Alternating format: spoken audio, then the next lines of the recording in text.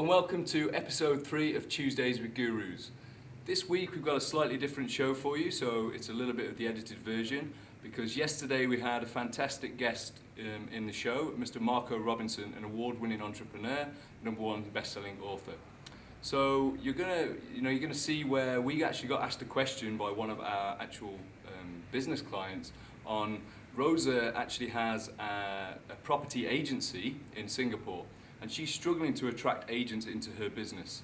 So Marco talks about the mindset of how to get around that and what she needs to do in that business, and then he talks about the law that you need in your business. It's a fantastic episode. Hope you enjoy, and hope to see you again next week. Thank you. Right, so she could write a very small ebook, say 20, 30 pages, okay, and what she's actually achieved through her property business to give tips to real estate agents to sell more properties. That might be her particular niche, right? And she needs to get that book online, get it on a website. If she's not got a website, she needs to definitely get one. She's got one. Get it on there and put a call to action on the website. Sign up for my, newsletter and get a free book. And she also needs to create a newsletter of value. So she could give sales training tips to her prospective database every single week. And she could start to become an authority on what she's doing. So she's creating a brand.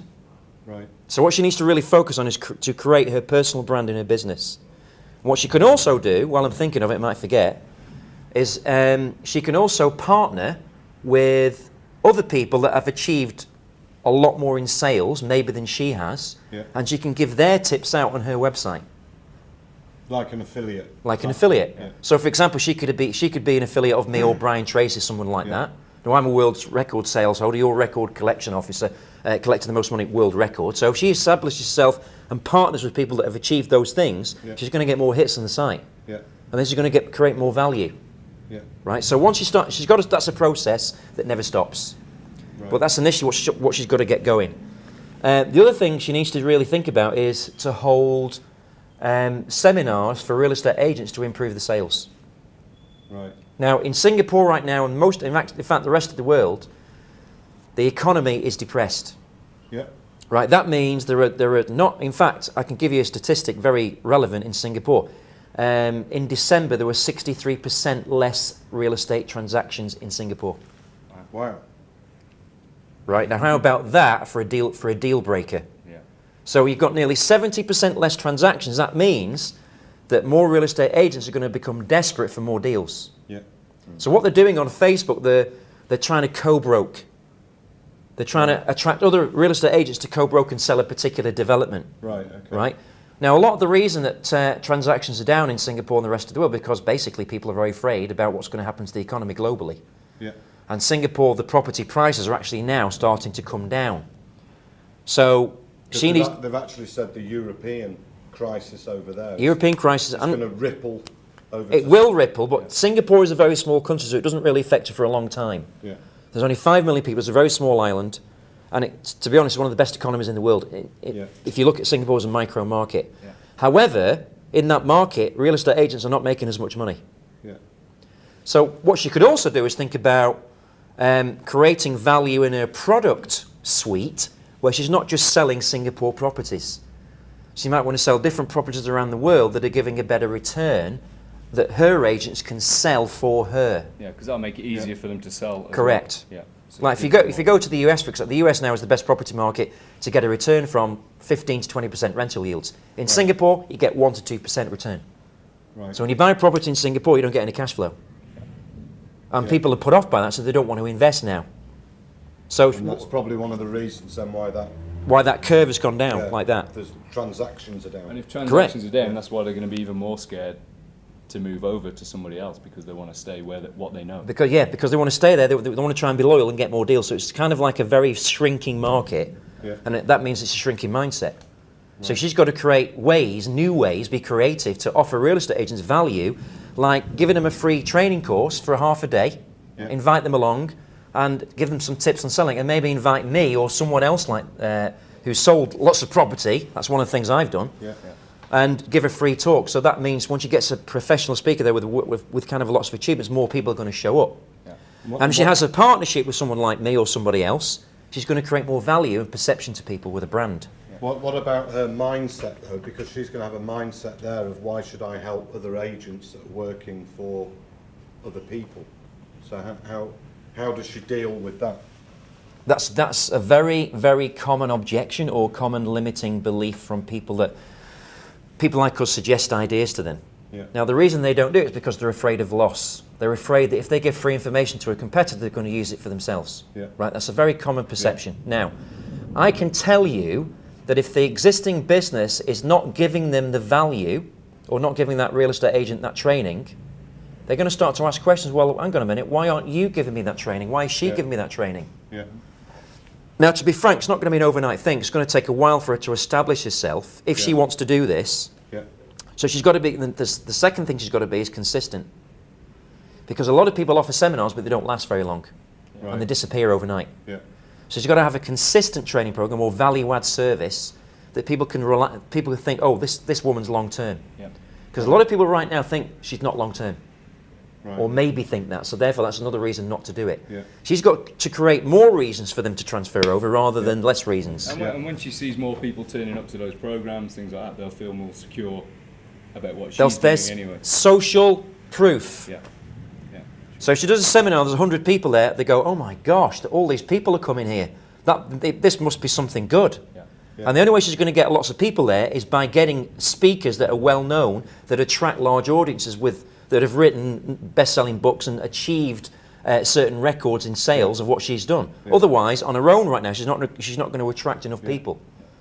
So she needs to leverage off that. She needs to partner. Partner. She needs to partner. Partner. Yeah. Partner, Rosa, partner. She needs to partner, absolutely. That's a massive critical success factor in attracting people to even talk to her in the first place. When the people see you're associated with someone of repute, they pay you more attention. Yeah. Because they want to get their attention. Yeah. Right? That's what it is. Right, okay. So she's got to create a lot more value and a value proposition to her prospective audience. Excellent. So there you have it. And this is the guy who's got a multi-million-dollar business, multi-million-dollar property owner. Yeah. Has an award-winning business as well, also an award-winning entrepreneur. World record sales holder. World record sales holder, so that's good advice for you, Rosa. So we hope you're listening, and we hope you take what's been said on board.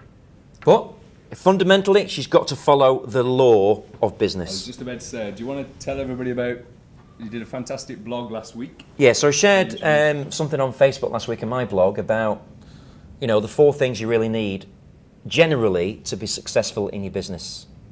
And a lot of people don't really know what that means. They think it's marketing, they think it's sales, they think it's looking after the profit and loss.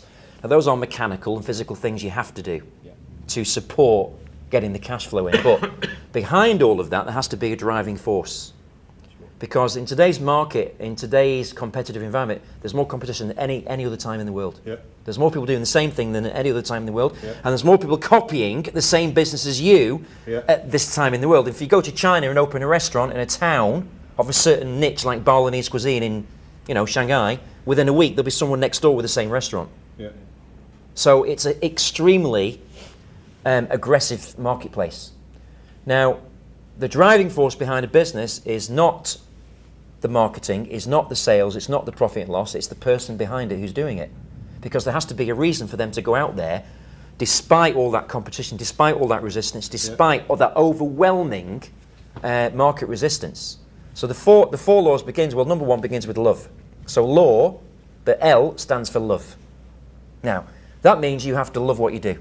Yeah. You have to love what you do so much, there is no doubt, for example, oh, is this the right thing I'm doing? If you have that kind of doubt, you don't love what you do. That's a very simple equation. So stop doing what you're doing. So you've got to really love what you do. When you love what you do, it's a very high energy level. And there's a book that you actually referred to me by Dr. David Hawkins called Power versus Force. Yeah. And it goes into the different energy levels of different values. Yeah. So like, I think one of the lowest values is anger or courage or something like that. Anger, I think. Yeah. No, anger. Anger's actually quite high. Anger's quite high. Anger's quite high. Courage is lower than anger. Yeah. Desire is very low. Yeah. Desire is extreme. You know, when you've got desire, okay, you've got desire, but it's not a burning desire. It's not like, oh my God, I need to do this now. Yeah. So you've got to really look. It's very high on the energy level. It makes you, when you love what you do, you think about it all the time. Yeah. You want to do it all the time. You've got no excuses, and it pulls you through problems. Yeah. You know, like Rosa loves what she does, so she's asking questions about how to get to the next stage of her business, not, am I doing the right thing? Yeah. That's the difference between continuing and growing or giving up and changing your business. Yeah. And to be frank with you, most people, when they get to certain stages in the business, what they do is they give up and try something else because they think that's the right thing to do, but sometimes it's not.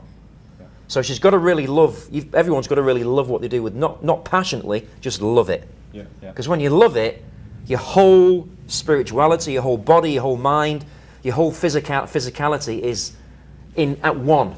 And There's it no... also got, like you said as well, it carries you over those, pulls you through problems, doesn't Yeah. it? Helps you do long hours. Yeah.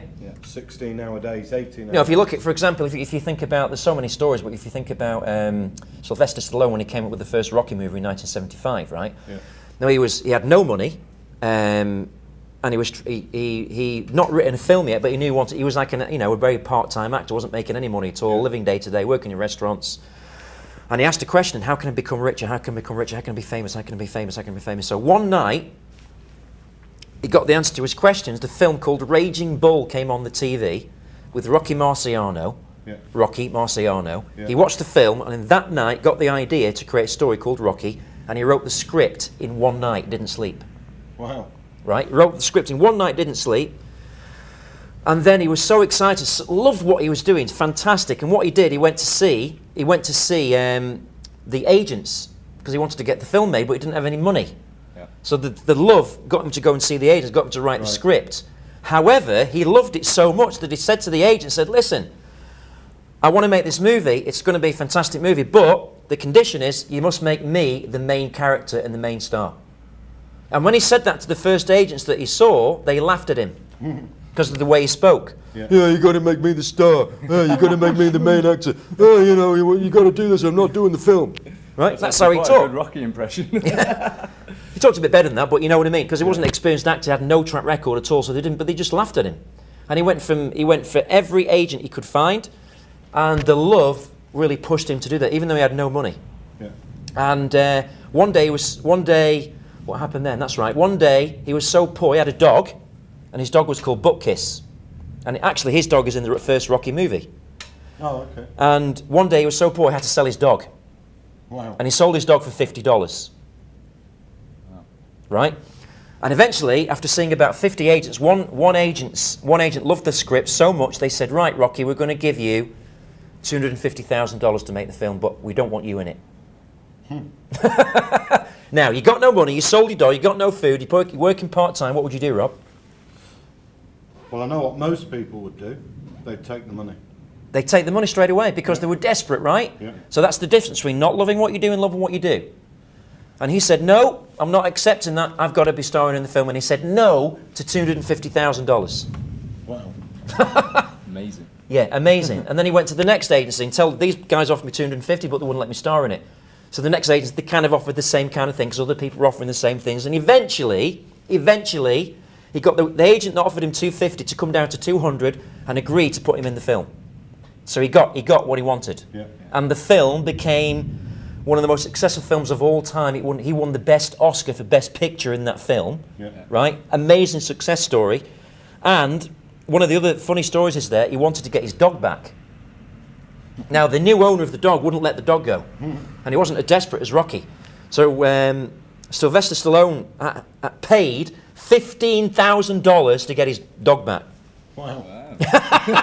$15,000 he paid because he loved the dog so he hated. For him, that was the last resort. For him, that was the deal clincher or the deal breaker right now. When the dog's gone, you've got to do something. Yeah. So because he loved what he did, his energy was immense. So, when he was talking to friends or people that he was meeting, he was always talking about with the film.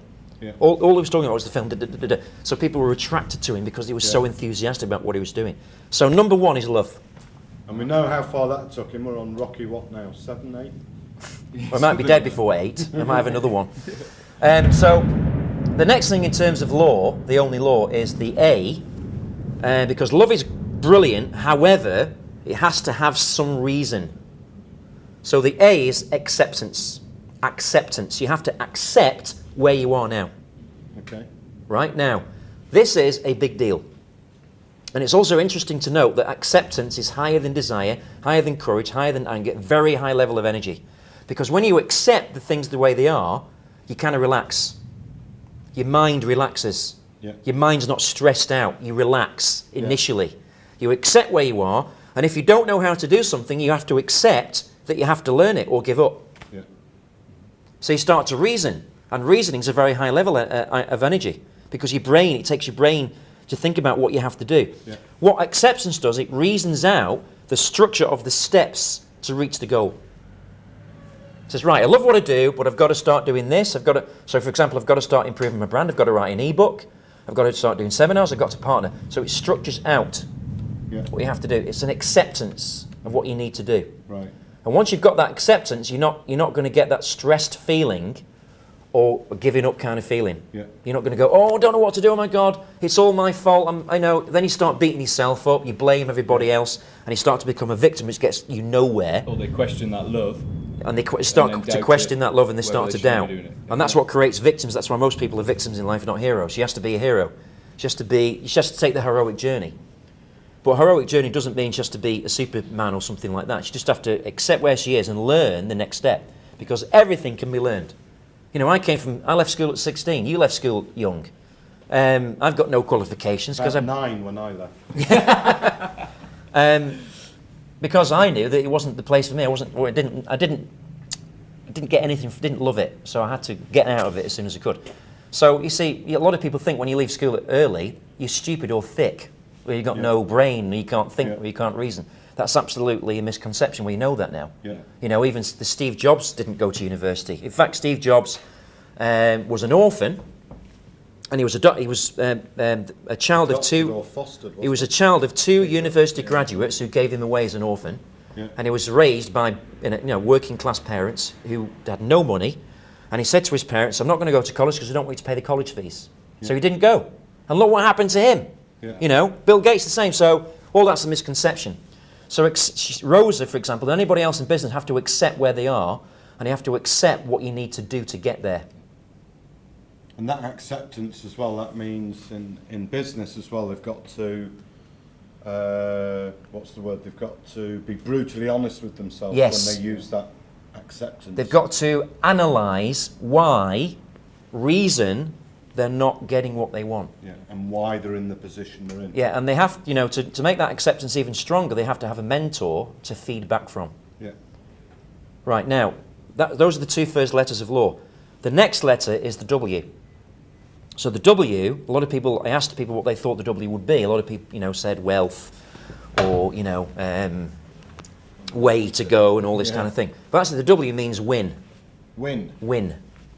So it doesn't mean you have to win everything at all costs. A lot of people make that mistake, right? Because when you have to win at all costs, it's very stressful to your body, your mind, and your spirit, and you kind of you get into an early grave.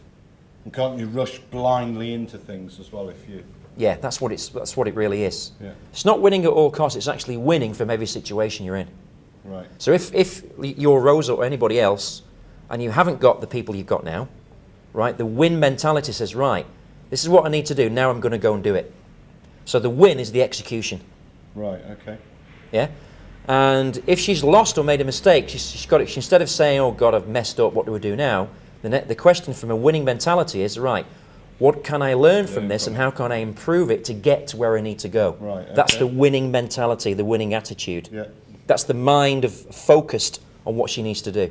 Right, okay. Because a lot of times when you do lose things, especially in business, I mean, we've discussed this before as well, if you actually learn from it and apply it to future things, you're actually still winning from it eventually. Yeah. That's what you're saying. Yeah, exactly, because I'm not perfect, you're not, you guys are not perfect. I make mistakes, you make mistakes every single day. Business is not like that. Business is like this. Yeah. Yeah. But the trend is always up. Yeah. Yeah. So even if you apply the law, you're still going to get dips. But your dips are not going to be like that. Yeah. Your dips are going to be kind of like, manageable. Yeah. Because it never goes in a straight line. So a dip is basically the precursor for growth. Right. That means you must go through a dip to get to growth. Yeah. So the winning mentality is you must win from every situation. You cannot lose. Okay. If you say I've lost or lost this business, I've lost the opportunity, then you're going to stop doing what you're doing. Yeah. Then you question love. You know, you're not really, you're accepting, but you're not accepting objectively. Right. Because you haven't explored every way of doing Yeah, things. sure. Right? Right, and then the law, my law of business has an E on the end, so it's LAWE.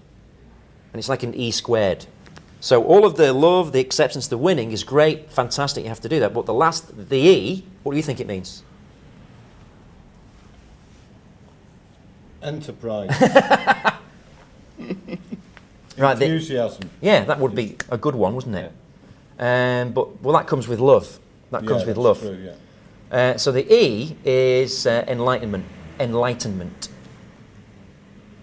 Right, so when you've got enlightenment, that means you've got your intelligence is growing as you learn from what you're doing in your business. Right. So this builds your experience. So when you come across a situation you've had before in the past that's very similar, your enlightenment will take over. So, oh yes, I understand. I know what happened there.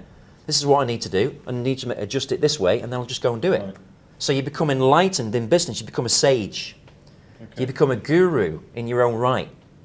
And Tuesdays with Gurus. yeah, and then what you're able to do is see, you can't give advice unless you've been through it yourself, Yeah. and you've won through it. Yeah. So then you become enlightened. And what people are looking for, I would say more than anything else in business, is to be able to talk to somebody who's been through what they've been through but achieved what they really, really desire. Yeah. And you can only do that when you talk to enlightened people Yeah. in that area. Okay. So you've got like Richard Branson, Steve Jobs, Bill Gates, Warren Buffett. People think of those names, and they also think that those people are very enlightened. Yeah. Right, so you have to really, enlightenment, part of enlightenment is learning. Is accepting that learning is the most important part of what you do in life. Yeah. And every one of those people will have made mistakes at some point. Yeah, But then they've won that's the from beauty of carried it. Well, on. look at Yeah. Branson. He's lost. Without a those lot of mistakes, they're not enlightened. businesses. Without making those errors and misjudgments and wrong calls and losing money, whatever it may be, Yeah. they don't become enlightened. They become ignorant, Yeah. Right. and they don't learn from their mistakes. So enlightenment is the biggest part of the puzzle in terms of business. And love, acceptance, and win are the precursors to Yeah. become enlightened. Yeah. So that's the final bit. That's to the it. whole thing, yeah. Wow. Excellent. So, thank you very much indeed, Mr. My Mark pleasure. Robinson, Thank you so much. for sharing that, and I'm sure Mark will be another guest speaker in the. Near future. The other thing I need to say In the before we near go future. is that sometimes when you're not doing anything, a lot of people a lot of the time are so busy they don't have time to think, they don't have time to rest or relax the mind. Yeah. Now I have my biggest enlightened breakthroughs when I'm not doing anything. I talk about that Yeah. extensively myself as well. So because you're actually Big creating, advocate of you're that. creating the space for your mind to be Yeah. creative, and your mind has to be creative, especially in today's world, because you have to overcome different things Yeah. with different ways, and you have to change very fast. Yeah. For example, the average piece of information on the internet now lasts or is obsolete every 7 minutes. Yeah. So you're not learning every 7 minutes. You're obsolete. So you really, for me, and I wouldn't say it was an absolute, but I would say that 90% of my enlightened breakthroughs are when I'm on a beach, when I'm doing what I love to do, Yeah. not business-wise, but something I love to do with my own life, Yeah. personal lifestyle. Yeah. I have ideas. They just flood. You Yeah. kind of open the floodgates because you're not busy, you're not working. Yeah. So your mind goes, now I can relax. Searches for the And then- solutions, doesn't it? Yeah, and then all these ideas come in, and it's And it doesn't amazing. necessarily come at that time. It can come a week later. But Yeah, you may because ask a you've question, given it will come in a yourself week. that You'll be time. having a conversation with somebody, you get an SMS or you're having tea, and you go like that, Yeah. oh my God, I just thought of something. Yeah. Right, that's how it works. When you get it, I'm sure all of you had that kind of breakthrough. I'm sure all of you watching this have had that realization at some part of your life. And when you have that realization, your energy levels go spike through the roof. Yeah. And that's the moment of enlightenment. So it doesn't matter how busy you are, you have to. You have to Have make that time time to to go have away. to do nothing. Yeah. Yeah. I have to do that. Otherwise, you have no growth. And with that, we've just come to a self-realization that we'll have to cut this episode, but we're going to talk about that in the future as well. Yeah. Yeah, more on the more mind, detail. your mind and business. So thank you very much for tuning in and watching, and it's goodbye from me. And it's goodbye from him. And it's goodbye from them. Thank you very much. Thank you. Thank you. Excellent. Wow, that's brilliant.